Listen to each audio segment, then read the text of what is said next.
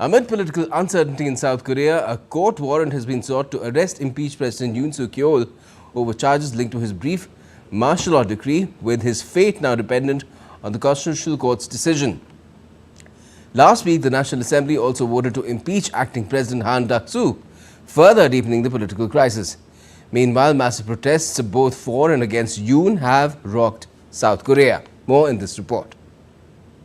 South Korean law enforcement officials have requested a warrant from the Seoul Western District Court to arrest impeached President Yoon Suk Yeol over allegations of rebellion and abuse of power linked to his short-lived martial law decree on 3rd of December this year.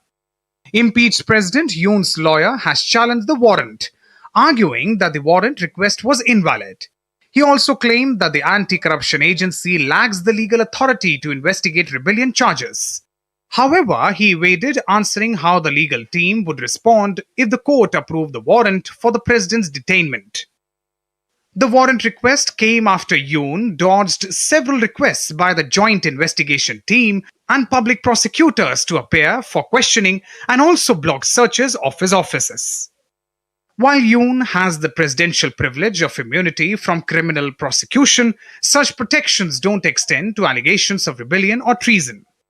Under the country's laws, locations potentially linked to military secrets cannot be seized or searched without the consent of the person in charge, and it's unlikely that Yoon will voluntarily leave his residence if he faces detention. There are also concerns about possible clashes with Yoon's Presidential Security Service if authorities attempt to forcibly detain him.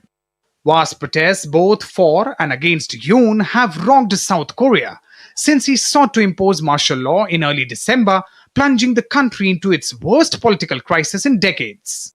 The country's leadership crisis intensified on Friday after the opposition-controlled legislature voted to also impeach acting President Han Duck-soo when he refused to immediately appoint 3 justices to fill vacancies on the Constitutional Court, which is deliberating whether to uphold Yoon's impeachment.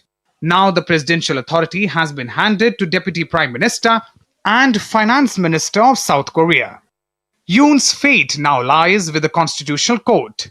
Moreover, as of now, it's not clear whether the Seoul Western District Court will grant the warrant to detain Yoon or whether he can be compelled to appear for questioning. Raghav Kumar Jha, reporting for DD India.